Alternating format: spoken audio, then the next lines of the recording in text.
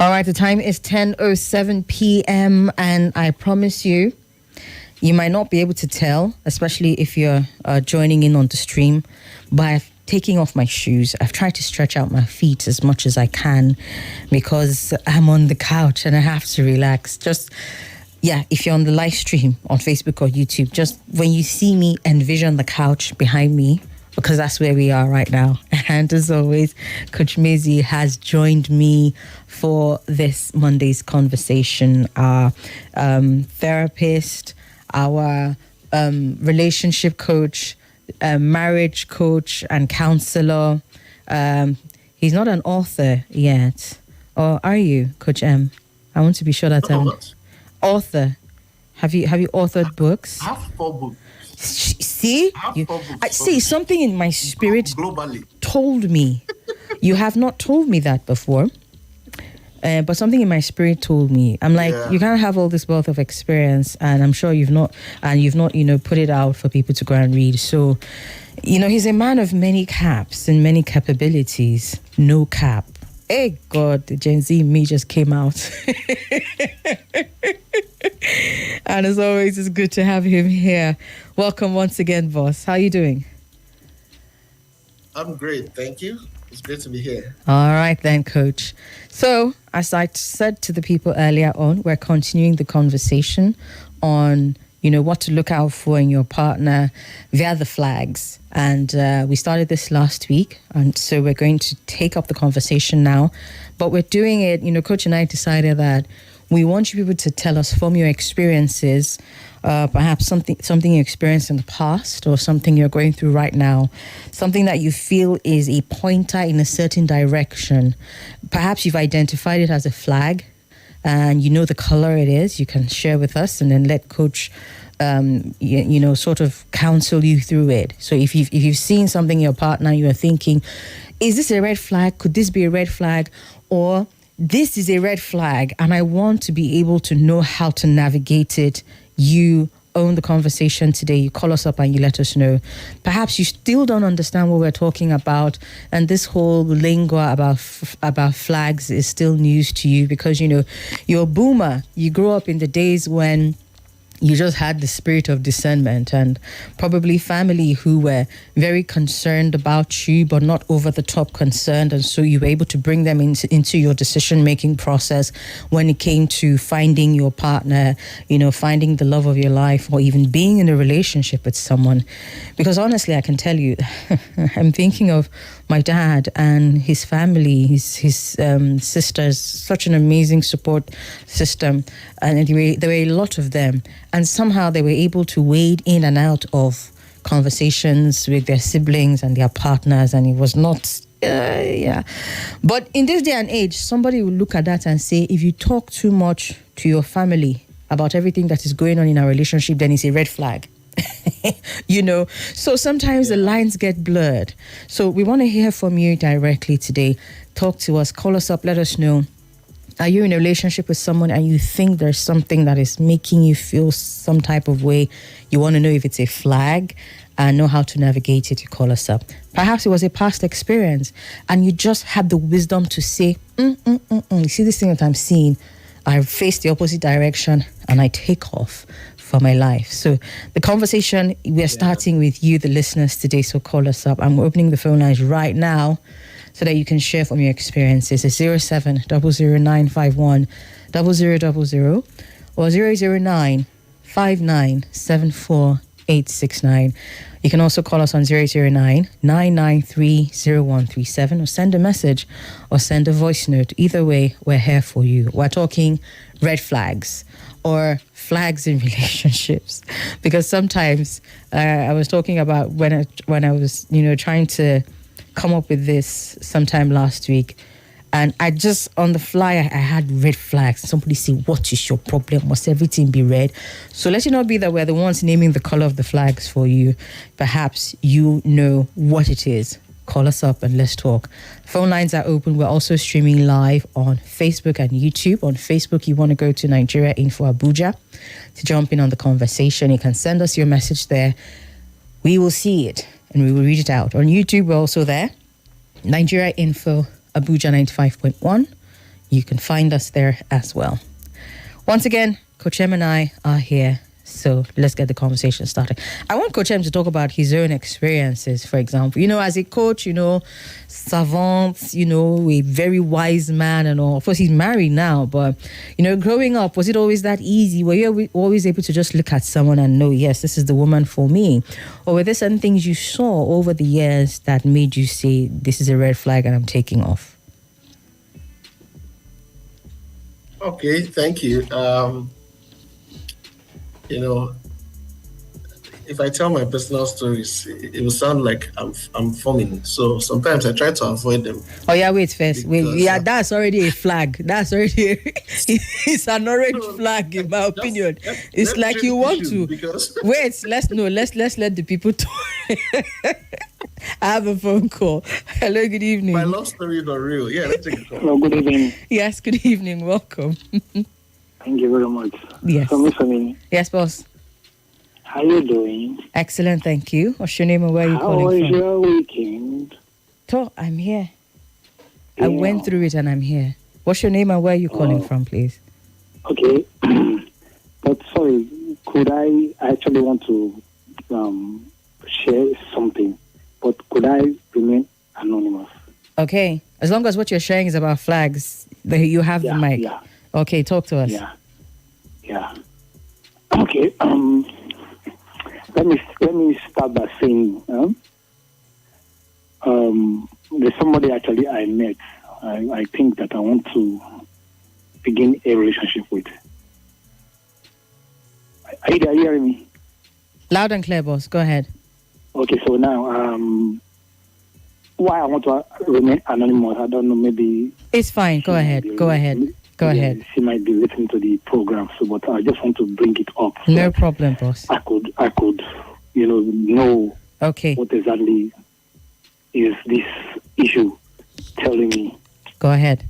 So now, like I said, there's somebody I wanted to start a relationship with, and now we started talking. You understand? And she was like raised we have not met, as in facially, one-on-one. We have not met. So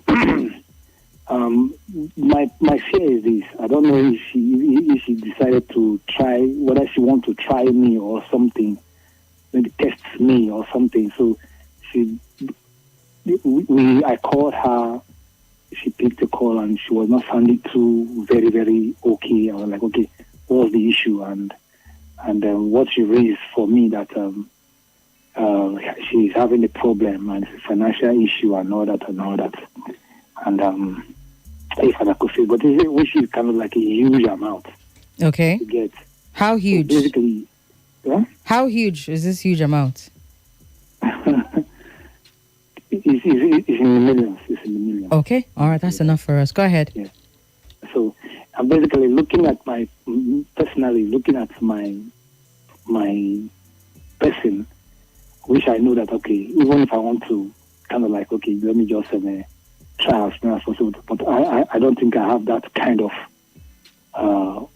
amount, or maybe anything I could raise something that is tangible enough to, see a way I could assist.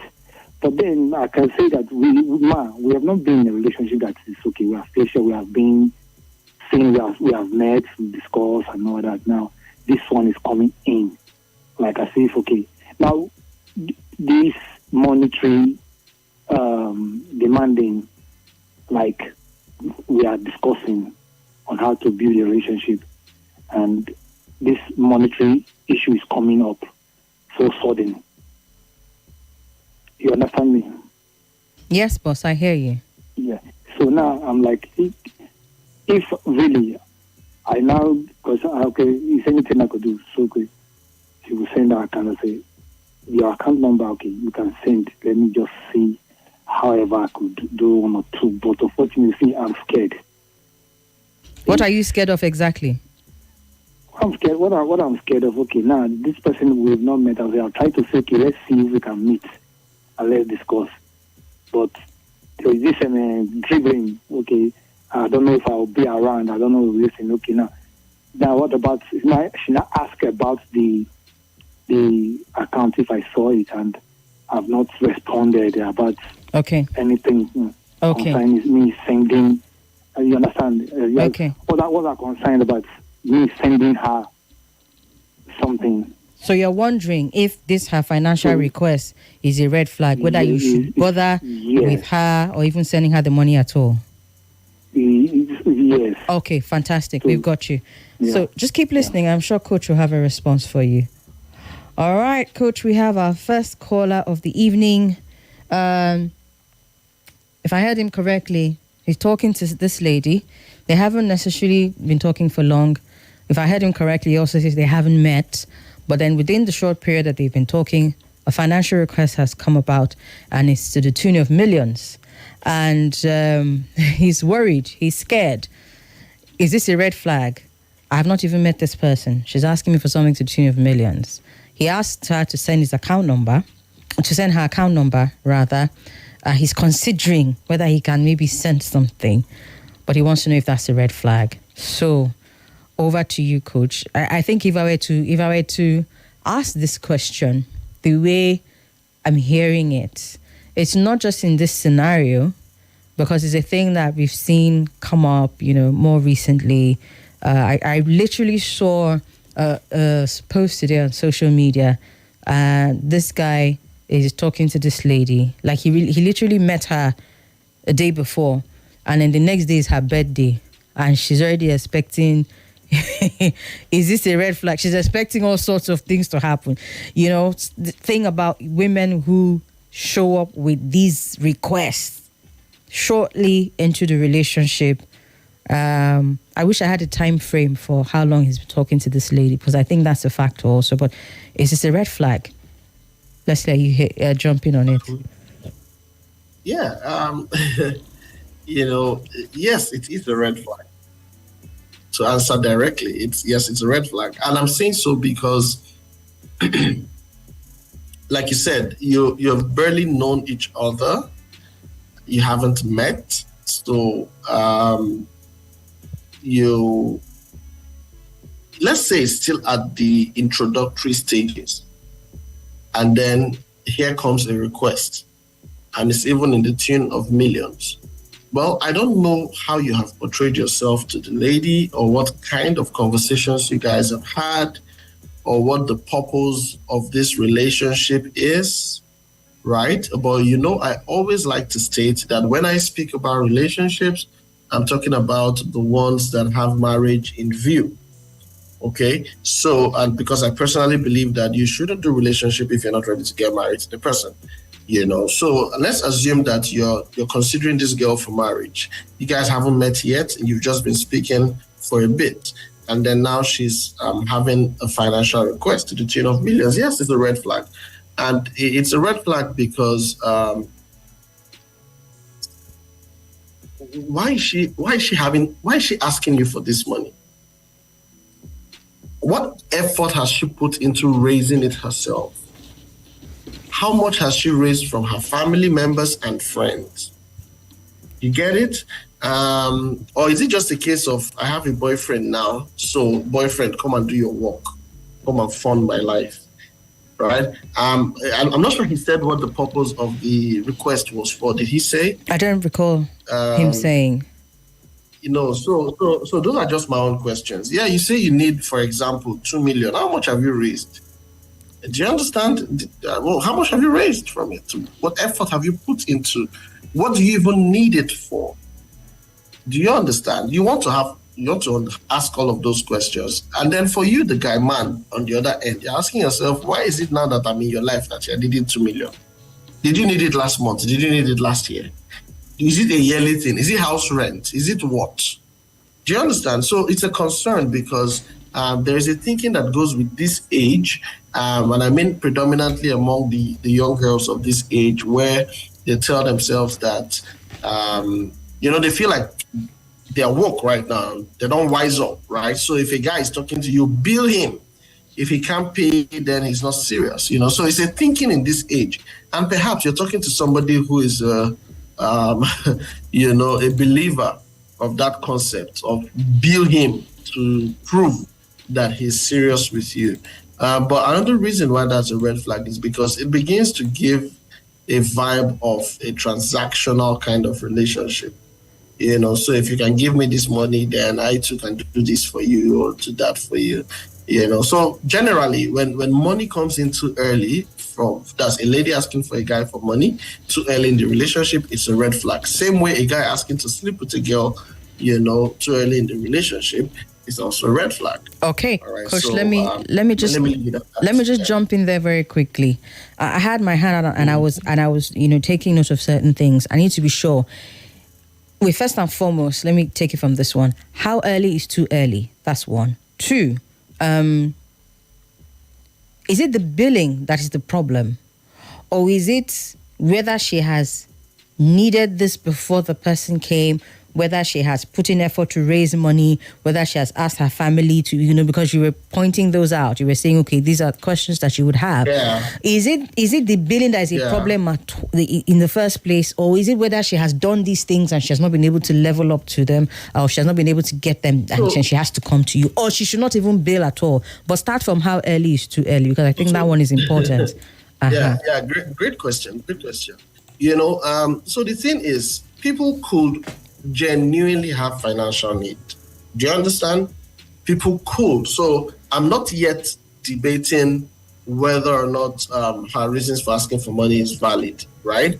But for how early is too early? I just think common sense will tell you that you're a bit uncomfortable when someone with whom you haven't really rested in your heart to say, okay, I want to get into a relationship with this person. It's still a distance thing. Perhaps the best they've had is video calls, right? But you haven't even met physically. I don't know to what extent their conversations have aligned, all right? I know long-distance relationships can be a thing, but even in long-distance relationships, we always tell people that before you start committing, there should have been at least 1 or 2 physical meetups. Do you understand? Okay. So that you can be sure of who exactly you're talking to. Because in this day and age, the person on the other side of the call can be a 13-year-old boy, but is giving you all the vibes of a 25-year-old girl. It can be a 45-year-old man in one country, So, we've seen these things play out time and time again. So, until you have met that person, you don't start making commitments, especially such financial commitments. Do you get it? So that's a general guideline for this kind of virtual relationships or long-distance relationships. So it's not just about how early, but to what extent have you guys got to really connect, and do you believe that this person is genuine? Okay, so for example, you guys started talking last month. Somehow you've been able to, between then and now, you've been able to be reasonably exposed to this person's life, and you know them for who they are. Howbeit, you're getting to know them at a time of their life where there is a legit financial need. And in the course of conversations, it shows up somehow. Not that right? it is billing. Now, because what I think the prevalence of these things, the way we see them these days, I think it's gotten to the point where I think men see any kind of conversation that comes up at all, even if it just unwittingly comes in. There's a kind that is right there, it's blatant, it's in your face. But because of how prevalent these things are, I think men are taking any kind of conversation around anything that has to do with anything that is looking like money as billing. So that's why we're asking these questions. Very important that we understand. Exactly. So given the background, if you feel like there's a genuine case you're dealing with and the person is in need, you may not have to regard that as billing, right? All I'll just tell you is consider, even if you want to assist, consider, that it is just any other person you're assisting, so that it doesn't feel like, now that I'm giving you this money, what do I get in return kind of thing, Unfortunately, a lot of guys will be transactional. I'm giving you this money, man. I was coming to that because somewhere in the conversation, you also said somebody wanting to sleep with you in early stages is a red flag. Coach, I think you You've opened Pandora's box with that one, and we're going to come to it. But let me take this call. Hello. Okay, that's fine. Hello. Yes. Good evening. Yeah, girlfriend, how you doing? I'm sorry. Who? Sorry? I didn't catch what you said. I said, girlfriend, how are you doing? Talonja girlfriend. Who is your girlfriend? I don't know anybody that refers to me by that term, so I need to get clarification. Oh, see, listen, as long as you are your girlfriend. Girlfriend doesn't mean anything else. You just girlfriend. There's some places that some people that we beg to differ. But let's start with you first. What's your name and where are you calling from? Sorry? What's your name and where are you calling from? I like to get to know you before you use that term, and I know whether I can accept it. I'm calling all the way from Ondo, Akure. Say your name again, sir? My name is Williams now. Williams. Oh. I think I prefer Simi to girlfriend, Mr. Williams. Welcome to the show, though. Go ahead. Oh, yes. Simi, how is that part of the country? It's hot. And I told you to send me some rain and you didn't. I'm going to throw up. I think you were very serious here. Okay. Very, very serious friend, yeah, honestly speaking. Yeah, and you didn't send me any, but no problem. Let's get the conversation moving. No problem. You are even making matters worse. You are pouring pepper into the wound. No problem, Williams. Talk to me. I have Coach M on the line. Do you have any situations that translated as a red flag that you want to share with us? That's where we are right now. Yeah, yes. Anything at all along us, man and woman is concerned. When you see some negative sign that has to be something that is not really justifiable, can be seen as a red flag. In your experience, what did you go through? I want to hear from your personal experience. For me, if I want to, what I see as a red flag is that not being honest to yourself. That is what I see as a red flag. You're not really honest to yourself, right? What I mean, not being honest to yourself is that when you take your word, you just stay true to your word, and at the same time, when your times you needed someone, to maybe for example your girlfriend or your wife or whoever it could be, or your dating partner, and you see the sincerity is not really clear, the honesty is not being clear at all again. And anytime it comes to you, what it comes to you, he asks more than what he could give. I don't know what I get to me. He asks more for what he would give. And when you ask to him to give, and he found it as a very difficult thing to be able to give. And what I mean is it can be a call, that you call him more than you expect your call. Instead of she calling and ask how you doing, he expects you as a guy to be calling him more. And anytime you needed his attention, he doesn't be there. I think I should reserve those things as a red flag. All right, anytime you see that he see you at the bank, that it comes to you neat, the way you want him to provide in terms of that sincerity of what I said, that might be in terms of shows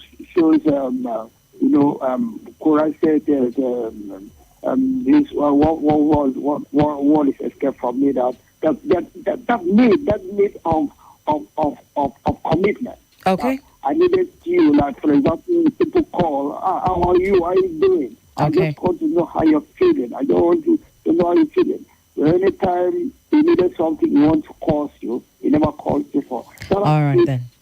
As a red flag. All right then. Thank you.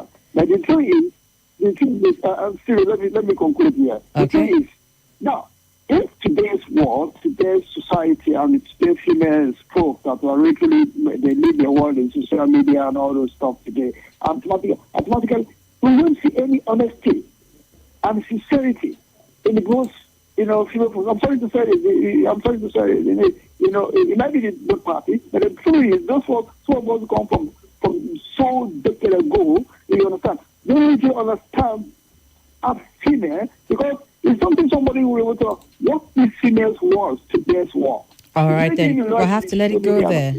So we see all these things as a red flag. Have a nice day, my dear. Thank you very much. All right. In all of the things Mr. Williams said, I had two things very clearly as things being red flag. One of them is, presenting yourself as more than what you are. Presenting yourself as more than what you are. I don't know how we can frame that.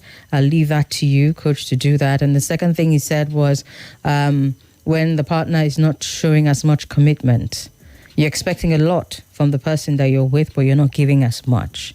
Again, I'll leave you to figure that out as a red flag. Let me take one more call so that we'll just let you attend to all of them at the same time. Hello, good evening. Hello, good evening, Mr. Welcome to the show. What's your name and where are you calling from? How are you? This is Atiste calling from my channel. All right, go ahead.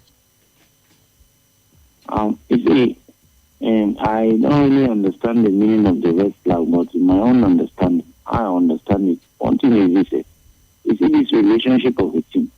Either girlfriend or you want to marry somebody. Some ladies and some guys accepted you because of what you have.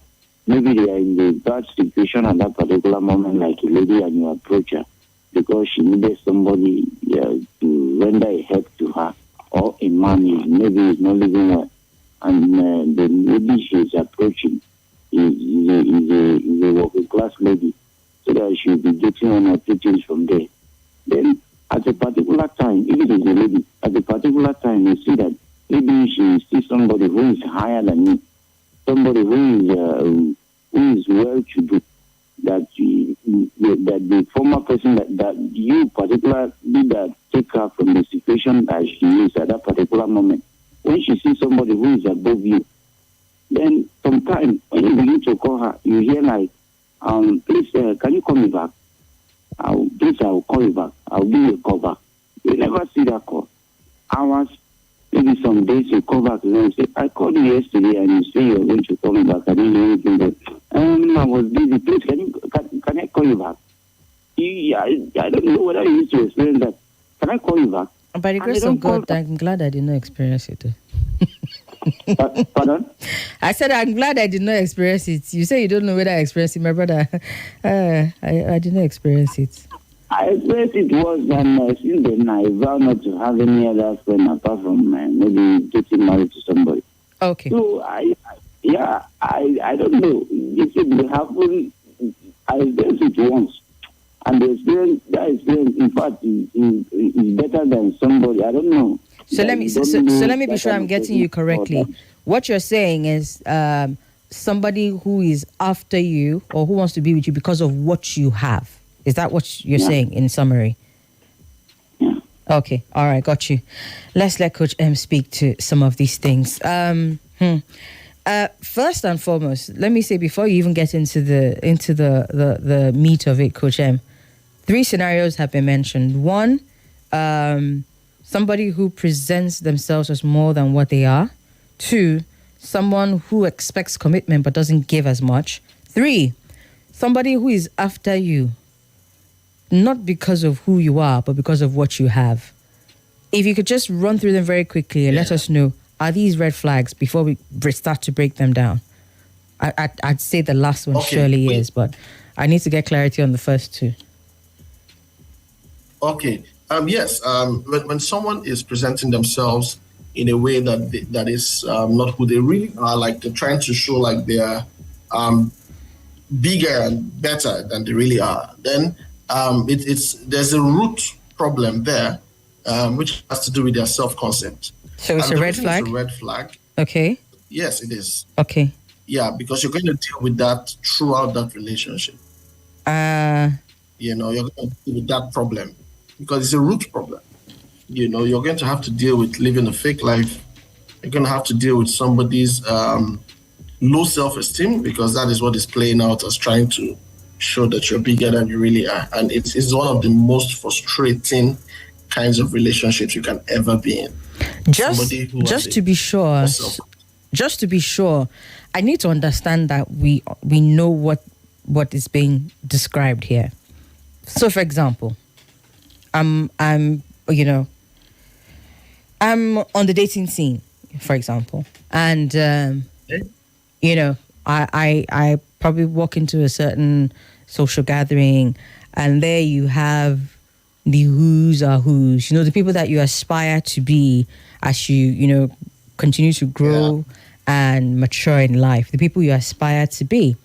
And the world has taught us to fake it till we make it, which in my understanding is present that you are capable, show that you have the wits and the intellect to allow you to sit at a table with those kinds of people. Show that you have the verbal, the mental acuity. Let me just leave the verbal. The mental acuity that even though you are not having the same amount they're having in their bank account today, you can level up. You can sit at tables with those people. And this is, you walk away from that meet, you probably meet some lady there or some guy there. And, you're having conversations with them and they're impressed because, after all, you are in the same circle with them, right? You're having the conversations they're having. You're not there as a lapdog. You are not there as somebody who is just nodding head and shaking and doing yes, my yes. Like, you're there because you have shown that you have the capacity to be there. Is that presenting yourself as what you are not? Because one needs to be clear. If you walk away from that meeting where you have met this guy or you have met this lady and they say, okay, I want to come and pay you a visit, and they come to your house and you are living in, forgive me, Abuja, if I do that. I don't mean any disrespect, but you are living in Angwan Shehu, somewhere in a village in Idu. Does that mean that you've presented yourself as what you're not, and somebody should look at you and say you're a red flag? I just need to be clear on this. So what you described is different from what I was speaking to. Okay. That won't be a red flag. That you're confident and you have such capacity and belief in yourself, and you're able to sit in certain quarters and articulate your craft or your skill or whatever it is. That's a different case, but if it's one where I believe that for someone to say that, it means you have more than once found this person out to be portraying a lifestyle that they really are not living up to. I know a lot of people who do this, so maybe stuff like your friend has a very cool ride, you go take pictures with the ride and then claim you just got this new whip, and by the time you're meeting with somebody else and like, oh, where's that car? They say, oh no, I just sold it, that's what I do. I just change cars, I just use my page. And really, you look closely and this person don't really get car. Or in some cases, you even know who the real owner of the car is, and then maybe you chatted with that one to say, you bought it off this person. They say, no, it was always my car. So already you're seeing that this person is telling a lie just to fit a kind of social class or something, right? That one is different from what you described. What would this look like? What would this look like? Flip it for me. In the example you're giving, because the person who called was a guy. What would this fake life look like with a woman? There are ladies who try to make you think that they are high class ladies. What does that mean? And then they try to let you know that all the stuff they use are expensive stuff. Let me tell you, the people who really I'll find trouble with this. But the people please who really say, I want us to talk about what it looks like on both sides of the table. See, when people have to let you know the worth of what they have or what they're putting on, they're really poor people. A really rich person wouldn't have to do that. And I'm saying if you know somebody who is rich in money but still behaves like that, that person is mentally poor. All right? Because in the words of Jesus, a man's life consisted not in the abundance of things which he possesses. By the time what you have is what your self-esteem rides on, then you're on very shaky waters. Because it's not solid. Once those things are gone, your self-esteem is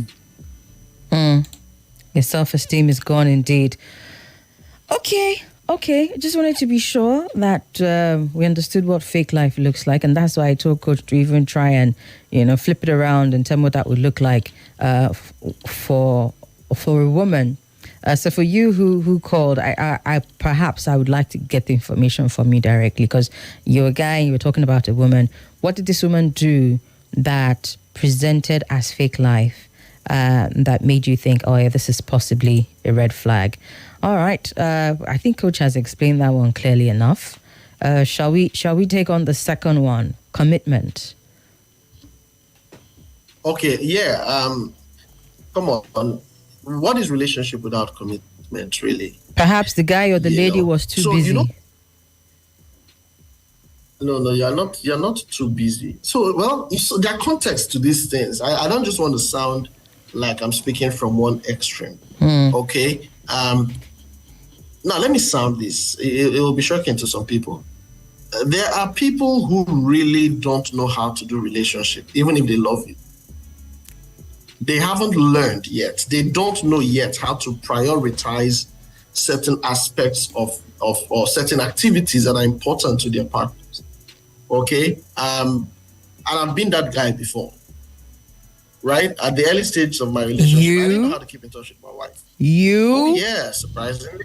Saints Coach Mayzy. Oh, yes. With the beautiful love story. Please, we want to hear it. I was just a terrible. I'm the kind who, if you know, a typical choleric mixed with a melancholy, and I'm sunk in my work. I am committed. I'm fully in. So I'm the kind who, when I'm on work mode, don't call me and say, "How are you?" I can almost ask you something wrong with you. Straight to the point, my friend. Ouch. So there was no time to say, I'm checking on babe and what's up. I thought I was just being cool and just being me, until my now wife then told me, "Guy, if you continue like this, it's like you'll be dating yourself. Like, come on, why can't you make out time to talk to me and stuff?" And then even when I have to talk, it's like, "So how was your day?" "Yeah, cool. Yeah, just there." And she's like, and there's nothing else. Tell me, like, talk to me, like, what's there to talk about? Let's talk about something else, man. Like, you talk to me, I'm listening, like, But later I saw that, man, she wasn't having it. I had to learn. So I had to really get intentional. And let me just keep it real here. There are times I had to set reminders on my phone to say, "Oh yeah, call her, check on her." Yes. So that when it beeps, I'm like, "Oh, okay, fine. Just how many seconds?" And I just go, "Hey, babe, how are you? Hope your day is going great. Love you. Bye." That's all. I drop my phone and continue what I'm doing. And the early stages, then it you was tick that the box. Mechanical. Oh yeah, done till the next 2 hours or the next hour. Right? So at the early stages, it was that mechanical until I grew into character. All right. And then I remember one time she commented, "You're such a fast learner." In my mind, I'm like, "Yeah, you don't know, man." I had to do all of those things to help me to meet up with that level of intentionality. But guess what? If she didn't draw my attention to it, I would have just thought that she should understand and take me like that, for goodness sake. I'm a busy person. You know my schedule, man. I don't have time for, when we will talk is in the night. When I'm done with everything, we'll just talk at night. But okay, another thing is, she's the kind who goes to bed very early. 7 o'clock, she's asleep. She's done for the day. And I'm saying, when I say talk to me in the night, I'm talking about from 11 p.m. So if you're calling me before then, I'm not available. But I had to adjust. So guess what I started doing? Once it was 5 p.m. and the typical work was closed, I take a break from my table. I go to any of the empty meeting rooms at my office, and then I just talk to her till she goes to bed. I could be talking to her till 7:30, 8 p.m. till she's ready to say, "Okay, I want to sleep." Fine. Then I go back to my computer and continue from where I stopped. It was a crazy lifestyle then. Some Lagos people know what I'm talking about. So what you're saying basically is that no one can ever be that busy. So I'm saying that. So sometimes, no, the point I was really making is that sometimes people don't even know that they should be this intentional. They just think she should take me as I am, or he should understand, right? But I'm saying that in this area of communication, it may not be a red flag yet. We could leave it as a yellow flag, like it's a warning. You need to look out for this thing, and then you need to put in the effort. If over time this person is not putting in the effort and then begins to speak to you in ways that makes you feel like less of a person, you should just accept me like that. Why are you stressing me out? Like, this is why, there's nothing like this is why I am in a relationship anyway, especially when it's an unhealthy trait. If it's unhealthy, it's unhealthy. Go and change it. Stop doing this. It's who I am. Do you understand? So people can be that intentional, can learn, and then put in the effort. But what we also say is that if you're somebody who has known what communication means in a relationship, then there is never a time you're too busy to reach out to your partner. It's not that deep. Come on. Technology, WhatsApp has made it very easy. Voice notes, simple line messages. It doesn't have to be, you don't have to go and import poetry from anywhere. Just, hey, how are you? What are you, how's your day going? I'm thinking about you, love you, talk to you later. This is what's going on here. There's so many, just give them updates with what's going on in your life. Yeah, we just finished that meeting. Very stressful, man. MD was blazing hot today. Man, just pray for me because I mentioned another one. It's like they're going to have my head. Just those updates. It's not a big deal. It's not a biggie. Not a biggie, but know that you should do this. Okay. So now, for the person who is demanding commitment and is not yet willing to bring in their own level of commitment, the question is, are they even aware? You, the partner, have you taken time to let them know what you really desire? Because this is another thing I say a lot. I'm a counselor. I have people talking to me all the time. You are complaining about your partner's weakness and you want to even walk out of the relationship. And then I ask you, okay, have you brought this up to them the way you're telling to me? Oh, no. And I'm like, where are they supposed to know that this thing is disturbing you from? They are not inside your mind. They are not your village people. They are not herbalists, or what do you call those people that used to see somebody's heart, right? So you need to let them know. Don't just assume. Don't you know that when I tell you that I had a stressful day, I'm telling you I want to be pampered? Do I need to tell you that? Yes, I need to tell you that. Or you need to tell me that at the early stages if I'm not getting the signal. I don't know if you understand what I'm saying. Don't be subtle. Really be direct. Be clear. Let them know. Like, man, I feel really tired. I wish you could just tell me some sweet things, even if it's just sweet nothings. Just say, that's what I want to hear right now. Do you understand? You can tell them, right? And then if they don't know what to say, it's a talking point. Just tease yourself now. Wow. So you can't even be romantic to save a life. Oh yeah, now go on Google, go and find something and tell me something. I want to hear it. These are ways you actually can teach your man. Many times it's the men who suffer in this thing. They tell you, I'm not a romantic person. I'm not romantic. Leave me alone, But these things can be learned, right? So teach the person. And then if they are not putting in the effort, then that's where it's becoming a red flag. Because for you, this is going to affect your emotional health, in the long run. And you don't want to put yourself through all of that suffering. Okay. All right? But so let's just leave it at that first. So first one, blazing, fiery, hot tomato red flag. That's the that's the first the billing one. Yeah. The one about the billing. Yes. Okay. Yeah. The second one on commitment versus / communication. Not so much of a red flag until you first of all brought it up with the person, and then secondly, if you've done it over time and there's no change. Okay. So let's look at the last scenario that was raised. Okay, that one was the one of someone wanting to be with you because of what you have. Yes. I mean, by whatever metrics or metrics, what's the plural for it? Yeah, metrics. By whatever industry. Okay, let's work with that one. English what? No. By whatever metrics, that works. Yeah. So by whatever metrics you have deduced that conclusion that this person wants to be with you for what you have. Since that is what you have interpreted out of their behavior, then it is a clear red flag. Because now we don't know the circumstances. We don't know if it is you that is faulting your interpretation.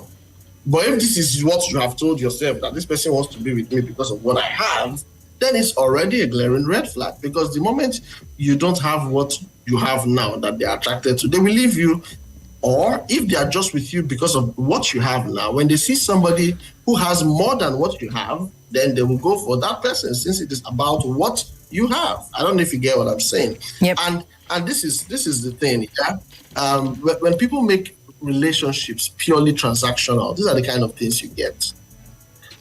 You're thinking of what you can get out of it. You're thinking of externalities. What do they have? He gives you vibes of a rich guy, then you want to be with him because he's rich. He can afford this for you, he can buy that for you, and that is why a lot of ladies will walk out of the relationship when anything happens to that guy's source of income. So he was laid off from work, or is having a tough time, or has to pay for a mistake he made at the office and it's going to cost him all his life savings. They will walk out and tell you, sorry, I don't date broke guys. And you'll be so heartbroken. But you see, all the while, you should have known that she was there for the money. How does one know these things? How does one know these things? Is there any other way that it presents itself? And I would like for you to answer this, on both sides of the coin. Is there any way it presents itself beyond them constantly, just feeding off of you? And feeding off of your wealth. In some cases, it's not even necessarily about the money; it's about the access you have. Somebody, let's say a guy, for example, wants to be with a woman because she is SSA to one politician that they know that once they're with her, they have access to that person. So it presents, I believe, that this thing of what you have, it presents itself in different ways. So. Beyond them constantly feeding off of that thing, leeching off of you, basically blood sucking that thing out of you, how else does it present itself that would make you say that as the person in the relationship who is being fed off of, that they should know? Yeah, thank you. What you said is the most prevalent way it presents, right? In their conversation, in their actions, it would always be about that thing they want to get out of you. Always. So earlier today, I was going through, early hours of the morning, a WhatsApp chat history with someone from way back, a very long time ago, almost 9 years ago now, and I just stumbled on it and I was seeing how in all our conversations, this person was about how I should make this happen now. I should make that happen now. I should do this now. I should leverage on this now. I'm the chairman here now. You can do this now. And I'm like, man, how did I survive this era with this kind of pressure? Later, I said to myself that no wonder I had to cut off this guy at some point. So at that point, I had a lot of access to institutions, young people, and stuff like that. And all my conversation with this young man is just about how to get access to this institution, how to organize this program here, how I can do this. And I'm like, hey, man, you're stressing me.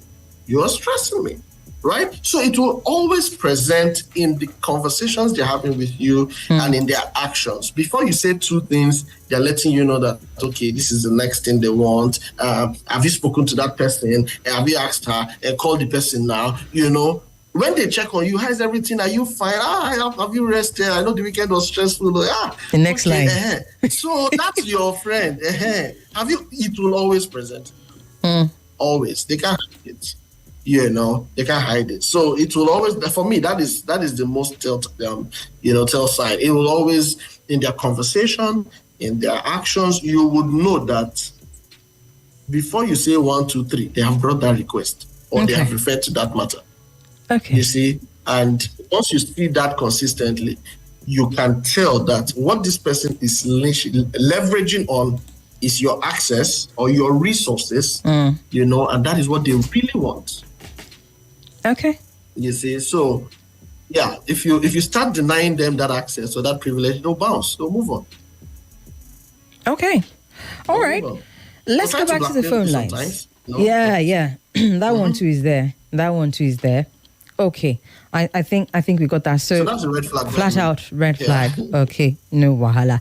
Let's open up the phone lines again. Bring people back into the conversation. If you have anything to share, we're talking your personal experiences. What are the things that made you think, is this thing a red flag?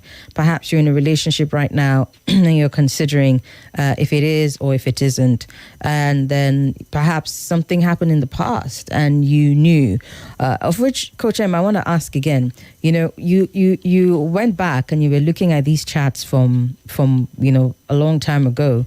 I want to ask, in that time when it was happening, did you actually know that this person is not really, really your guy, that this person is just your friend because of the access? Or was it later, in retrospect, that it occurred to you? Just a quick answer there.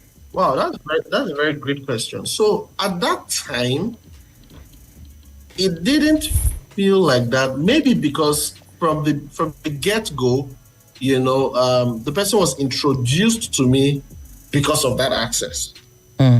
So it's like somebody saying, "Do you know anyone who can?" I said, "Hey, talk to that my guy." Do you understand? So from the beginning, that was where it was. So, but when it was just the first few requests, it wasn't a big deal. It was just okay.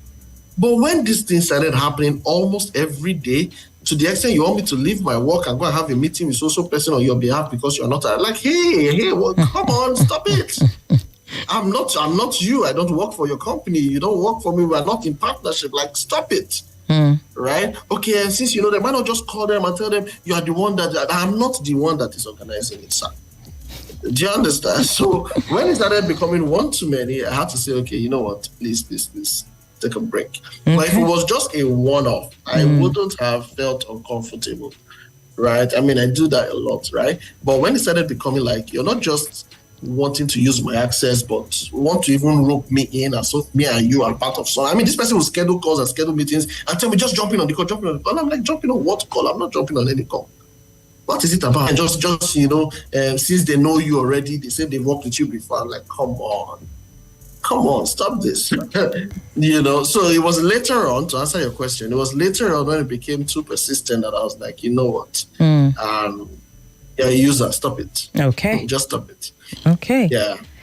All right. Interesting, because that example spanned the waters of male-female relationships and also show that you can see these kinds of scenarios playing out also in other kinds of interactions that you might have with people. Could be in the workplace, could be in the social space. Red flags show up in as many interactions as possible. So this is all just generally helping you to identify them. So thank you for that example, Coach. All right, people, the phone lines are still open. Do you want to share? 0700951 0000, 00959746869. On WhatsApp, it's 0809-993-0137. It's 11 p.m. We have another 15 minutes before we wrap this up. And I have one that I want to ask you about, Coach M. You know how it is when, you come into this relationship with this really, really amazing person, great person, fantastic. He's checking all the boxes. He's wadded, and, tall, dark and handsome with a little dimple somewhere in the corner. So a lot of things are checking off until you hear the way they speak about their exes. Until you hear the way they speak about their exes. You hear them talk about how, their ex was the most horrible person and their ex was the one that did dirty and they did so dirty and then the ex was just staining their white left, right and center. They were always in pristine white clothes and they go off and insult their ex and they talk about this ex. There's usually the tag word, my crazy ex. Should that be a red flag in a relationship?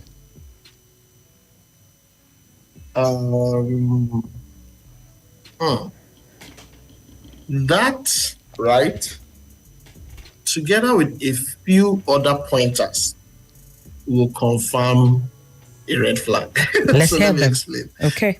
Yeah. So that is a pointer to red flag. And why am I saying that? Because when this person is such a perfect person to you, but yet when they speak about their ex, they practically destroy that person's image and character, it is a pointer. If it's a man that is doing that, you are most likely going to be dealing with a narcissistic personality. Yes. Because, so that's why I said that and a few other pointers. So now you will discover, if you expand your search and observation better, you may discover that this person is actually all about themselves. No wonder they look that cute, because they take their time to make sure they look that good, because the world revolves around them, because everything has to be about them, because they are the best things in the world since sliced bread.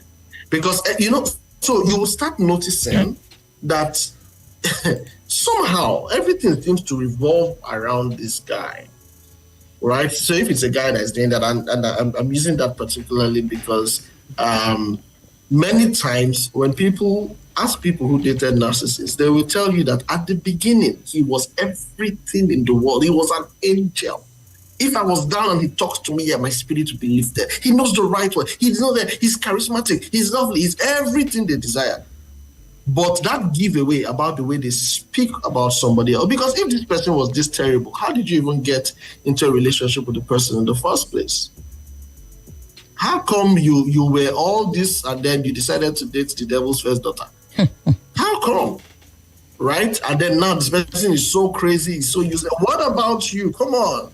I always tell my people this, that when somebody is telling you all the crazy things about their ex, about their former relationship, I ask them, what about you? How did you contribute to this? What did you learn about yourself? All right. And if they're truthful enough, they'll let you know that, well, yeah, me too, yeah, 1 or 2 times I was crazy. Yes, I know I did this, or yeah, I did that. They should be able to tell you a little bit about their own flaws. But when they are all so righteous, so self-righteous, and then that partner was just a crazy ex, bro, rather sis, you would most likely be talking with a narcissist, and you will find out in the future. All right. But then you want to observe keenly. Okay. Are they all about themselves? Does the world revolve around them? When you share your dreams with them, when you are done talking, do they now turn it to interpret or say something about them? So, for example, a young lady saying, I love agriculture so much, and it's something that I don't mind leaving my career to focus on that. It's like a passion, it's a hobby for me. And then they take over the conversation and start telling you how many farms they've had in the past, how they even manage these large hectares of farm, how it's something they also wanted to do, but they just take over the conversation from without bringing you back in to say, oh, okay, I've managed this large number of farms. About can I give you some advice? Do you want to know how I started it? And they just make it all about themselves. Oh, no, they just take it over, and that's just braggadocious, they just go, or they kill it entirely because they don't like it. It's agriculture. Who does agriculture at that scale at this time? Let me tell you, if you want to think about advancing in your life, you have to think about tech. Tech is, and you're like, bros, I've not even finished. I was going to say agri-processing that will leverage on tech to do this and that, but they have taken the conversation away from you and now pivoting you to what they believe is their solution for you. Because that is, that is what they're comfortable with. Okay. And they're not even going to take time to find out about you. It has to be what they want. And those are the kind of people who let you know that my advice is final. Like what I'm telling you is just the best advice there is. Yeah. Oh, here's a good one. Here's a good one. They will not tell you that too. They will tell you, well, the best I can do is advise you. At the end of the day, your life is your life. Whatever you want to do with it is up to you. Like they will say it in such a way that you will feel horrible for wanting to give it another thought.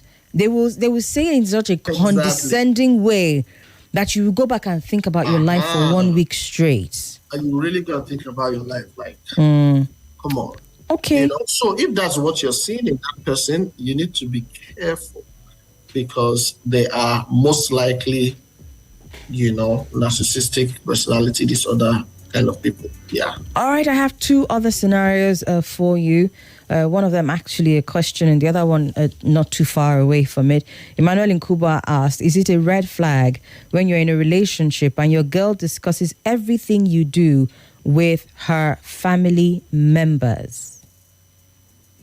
Question for you, boss. Should I just throw in the other one? I don't know the meaning of that. You don't know the meaning of what? That everything you do, like I wish there's some better context. Let me put it in perspective for you with this second scenario, because the second one is actually close. So you have a young couple married, right? Barely a year into their relationship. Yeah. The young man, came from a family where he's very, very, very, very close to his family members, his parents, his siblings. Like on a normal day, every other day when they're together, you see them engage in conversations. They're gisting, they're talking about everything. And it's not even formal. It's pidgin, family, everybody's talking. Mm-hmm. Yeah. And, okay, Emmanuel has given a little bit of context. He says discusses every issue you have with her. So let me finish the scenario and then, the second one. Okay. So I'm talking about this young couple, right? I'm giving you the background of the young man. And I give you the background of the young woman. So what happens in her family is a far cry from what happens with her husband's family. They're not that close. They barely have those conversations as together as a family. You hardly ever see them all sat in a room and they're just discussing and throwing jabs at each other. Different backgrounds, different ways that they were raised. And this guy in this marriage is first boy, not the firstborn, but the first boy. So he's even close, really, really close to his mom. And days into the marriage, the young lady realizes that the first call that her husband makes every morning is to his mother. And she would go, oh, my son, how you did now? How far? And then he gives her the rundown of what the day was for him before and what he's planning to do today. And his wife is laying right next to him in bed. And that's the first conversation he's having every day with his mother. Of course, trouble brews and breeds and things get out of hand. But, when they're addressing all the many other issues that have spiraled out of control in that marriage, that is a core one that is brought up. So that's the other scenario that I wanted to paint for you. So now, basically, what you have in both scenarios is someone who's someone in the relationship who is quick to go to her family members to have a conversation. This is Emmanuel's point of view, and I also give you the point of view of this couple. They are married, but the extent to which this one is not even, of course, if he can wake up in the morning and the first thing he does is place a call to his mother and he's telling her everything that's happened the day before and the day to come. Naturally, if he has issues with his wife, it's when time starts small now, Abby. But let me defer to you for this one. Let's speak to that one last. Let's answer Emmanuel's question. Sure. Okay, but at least I like the context. So for he provided for the explanation and says every issue you have with her, yes, she discusses it with her. Yeah, I don't see why that's a problem. That's not a problem at all. It's not a problem. Yeah, she should with her discuss family members. With her family members. That's a safe space for her. That those are people who she feels comfortable. Yes, it's safe for her. I mean, the fact that she can take the conversation to her people, it means they have that kind of relationship. Hold on. I know where you're trying to go, but follow no, I'm not going anywhere. But he said every issue, but okay, go ahead. Now, why are you concerned that she's discussing about the issues you people are having? She should not talk about it with anybody. Or she should only discuss it with you. Do you understand? No. First of all, the fact that she has people to talk to. I don't understand. What's that? You said, do you understand? I said no. Okay, say no. I said no, yeah, but go ahead. All right, I'm brainstorming, so just follow me. Now, it is healthy that people in relationship have other people outside the relationship that they can ask questions, share whatever it is that bothers them. Where there is a real challenge is the quality of those other people. Though. If there are people that can give sound counsel, if there are people that can advise, right? Or if there are just people who are in for the gossip and then entirely lacking in wisdom and will just be giving advice from the gutters, that's another problem. But is it fine that somebody in a relationship can talk to somebody? Yes, it is fine. Okay, let me hear your question. Yes, still on this, because I want us to look at it from as many points of view as possible. Because forget this is Emmanuel. Emmanuel is a guy. Me, I'm thinking as a woman. I'm in a relationship with a man, and every issue I have. See, the key word here is every issue. There are some things that will require that you go for counsel. But for example, I'm coming now. Coach, I want to help you because I stressed it so many times. But so, for example, Emmanuel, for example, and his woman, right? Emmanuel did not pick up his clothes from the floor when he came back from work, and his woman has spoken to him about it a number of times. This is the second week running. He's still doing it, and he carries it to go and report to her family members. Emmanuel doesn't call. Okay. Emmanuel does not call. Maybe he traveled for like the weekend and he didn't call, and he knows that his woman is unhappy. And Emmanuel, please, maybe even me, because I want to understand, because I saw you wrote every issue. And every issue for me is everything that will bring up conversation between me and my woman, and she's not happy with me, she takes it to her family members. But correct me if maybe the examples I'm giving are too light. Perhaps by every issue you mean some stronger things. But when I hear every issue, that's what I hear. Especially coming from the background that I gave on the second story with a man who's so used to calling his mom first thing in the morning and talking about everything under the sun. So everything will be laid out. So, having provided that context, let me. Yes. Yeah, if you provide more context, that would be helpful. I was interpreting every issue as real conflict, not some of this kind of light things you described. Like, I'm talking about conflict, misunderstanding. That was where I was interpreting from. Okay. But so you see, again and again, I keep saying that relationship is not for children, right? Wisdom and discretion should guide you in a relationship to know what is common gist and what is not common gist. By common, I mean what you can discuss with just other people. Certain information about your partner is not for family debacle. Do you understand? It's not for family debate or just what we used to unwind. You'll not be gisting your family members about certain things about your partner, especially things like their weaknesses, things like their finances, things like their certain challenges you're going through. That is not your family's business. Do you understand? So that's why I said discretion should guide you. But I was talking about, the answer I was giving was where somebody feels pain because you said issue. I was interpreting issue as real conflict, and then somebody is pained, is confused, and needs help. So that's why I said it's very fine to talk to somebody so long as they can give you good advice and counsel, right? But if it's this kind of, you're just you're chit-chatting with your sisters and then you start discussing your relationship, that's out of place now. That's children behavior. That person should not be in a relationship. Okay. All right? No, don't do that. That one is unacceptable. If that's what you're saying, Emmanuel, then that one is unacceptable. The person has not grown up yet. Are you saying that there's no other conversation you can have with your family than to talk about your personal life and your relationship?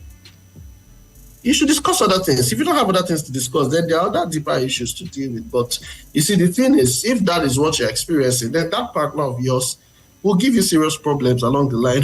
They will give you serious problems. Okay. Because they're not emotionally mature to handle a relationship. They're not. All right, because they lack the basic discretion to know that certain things should not be discussed. Those are the kind of people who will take you to the laundry. They'll wash you. They'll wash you outside. Do you understand? And you'll just be so embarrassed. Like, how for goodness sake are your family members knowing about what I am struggling with in the house?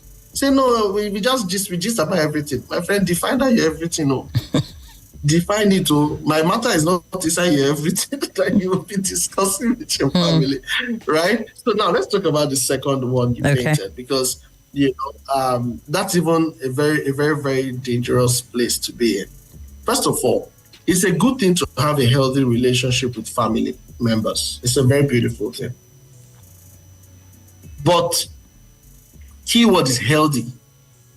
The fact that you people are always talking and playing and gisting and friendly with one another does not mean there shouldn't be boundaries. Boundaries is a big word in relationship and marriage. There should be boundaries. There are certain things your mother, who you love so much, will ask you about your wife, and you will say, Mommy, I cannot tell you that one. No verse.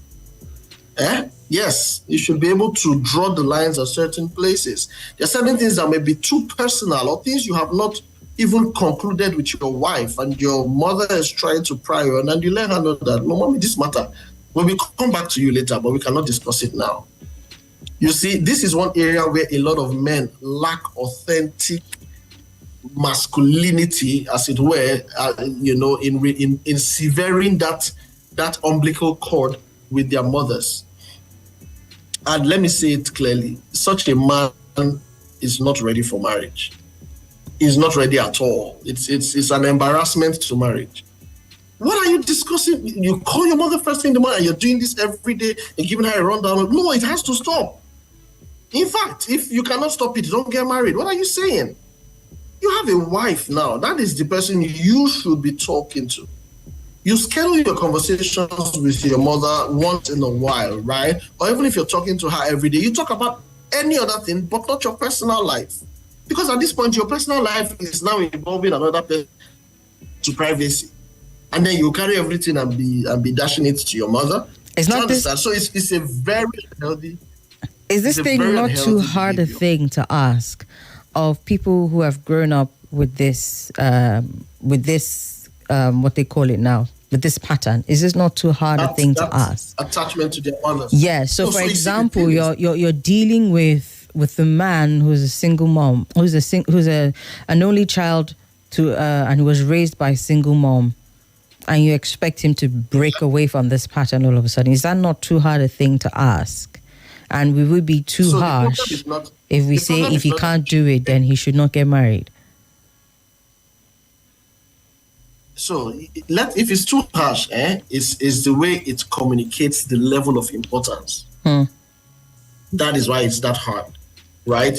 I'm not saying you should break out suddenly or break off from that suddenly. What I am saying is from the moment you start attaining adulthood and maturity, you should start knowing that there should be boundaries between I and my mother, between what I discuss with her. It's not like when you were in secondary school or when you're just in university. Now there are going to be other things that you should be able to keep private. You see, sometimes I don't blame the men. Sometimes it's the women who really nurture this thing and nurture it and make sure that grip is still there. They let you know that, this is my son. I breastfed you. This one, that one. Another woman cannot come and take my. That is. Let me not get into this thing too much. What about if the person? Unhealthy. What about if the person that he was always having these conversations with was his father? Will it make a difference? No, it doesn't make it different. Right now, there should be boundaries. There are things you cannot involve them with. Are you not a man? You can't take decision for yourself. Because let me tell you, it's not just about updates. So those parents are still involved in decision making. I'm telling you practical situations. I get these things every time on my table. Those people are involved. See, this man now, if we have a plan with his wife, they will discuss, plan, conclude. He will talk to his mother tomorrow and change it without coming back to discuss with his wife. He will change it at once. Why? I know. My mother said. I know a young man who experienced that. In the latter days of of his relationship right before he got married to his wife. In this instance, it was wedding planning conversations. He would sit down, discuss with his wife. They will agree, wife to be at the time. They will agree. They will sign the deal, seal it, everything. And in this instance, her sisters, she will go and have a conversation with her sisters. And she will come back and she will turn everything on its head. It's not healthy at all. At all. So long as yourself and your partner have been able to rub minds and agree on a position, that becomes the binding position for the family. Every other person should take a back seat. Every other person should take a back seat. You see, so if people have not grown to the point, whether guy or girl, where you can define the boundaries between those other people you're close to, be it your friends, there are kinds of conversations that your guys should not come and start having to your face about the woman you want to get married to. I say, after all, my guys. No, there should be boundaries. So let me just give an example.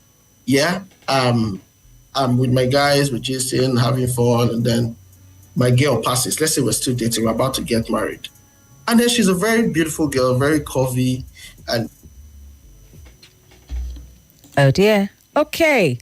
We'll bring Coach M for the last 5 minutes as we wrap up the conversation this evening. We have been talking for a bit and we will close it up after this scenario, and then I'll just make sure that we answered Emmanuel's question as to whether it is a red flag or not.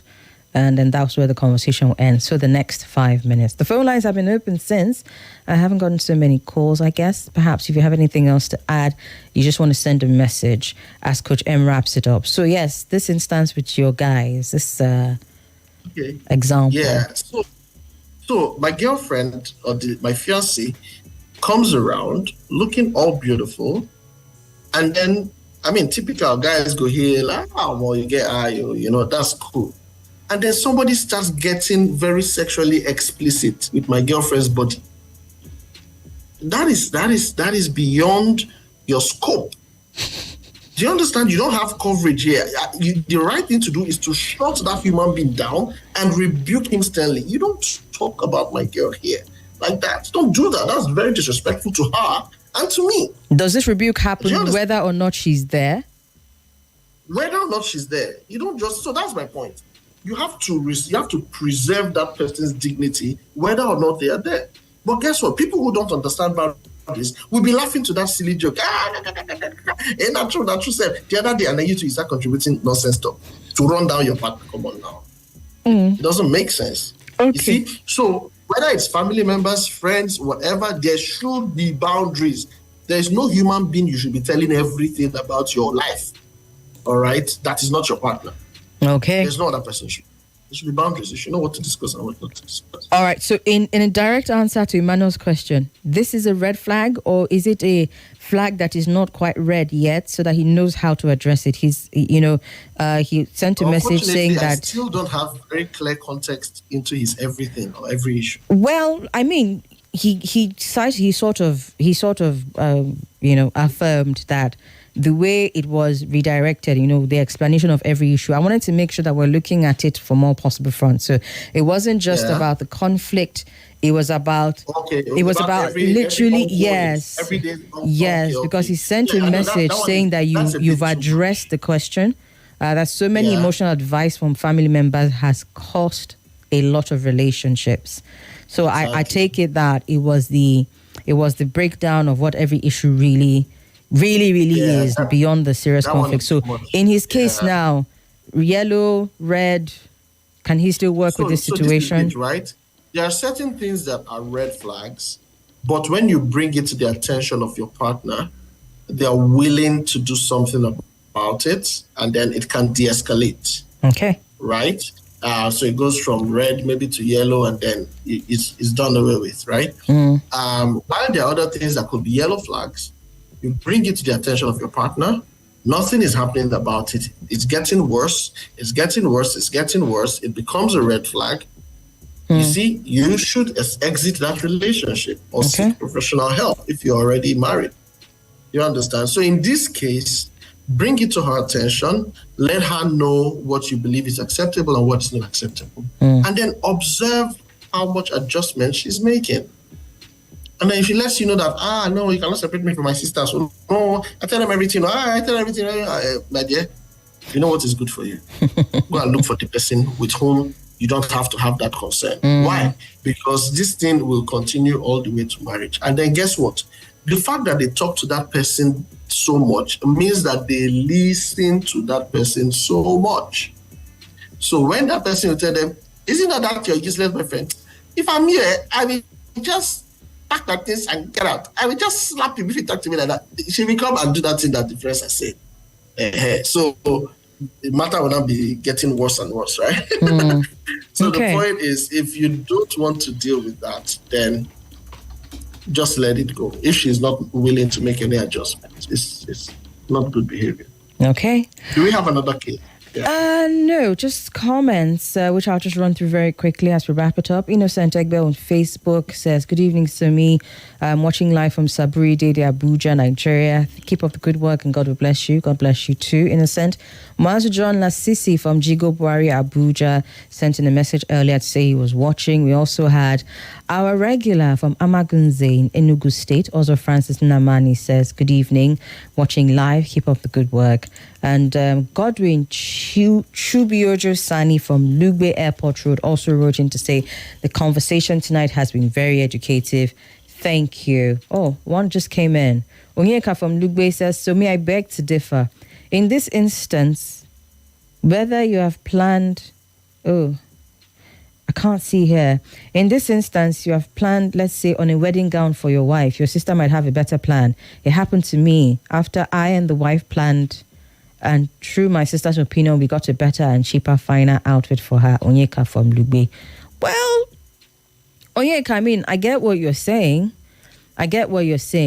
But you see, the problem, I think, in the instance that I gave, it wasn't just the one thing. It was we have completed the conversation on many other things that happened in the course of planning for the wedding. And you can imagine that the young man was frustrated.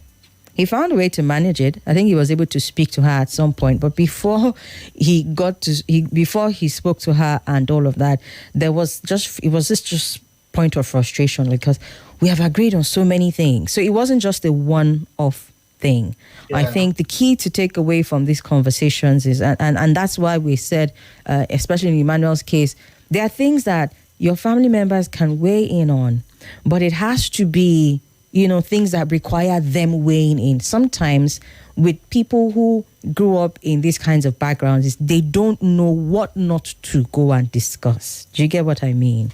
Yes. So it's all about regularity and also the kinds of things that they're taking there. And like Coach rightly said, even if you do take the big things there, it is the quality of people that you're taking it to, because sometimes, whether we like it or not, and I've heard this so many times, where people say, when you're having issues in your family, when you're having issues in your marriage, don't take it to your family members because they will always take their son's side or they will always take their daughter's side. So if you know that in this instance, the people are not really coming from an objective place, you might want to take that conversation, no matter how heavy the conflict is, out of the family setting.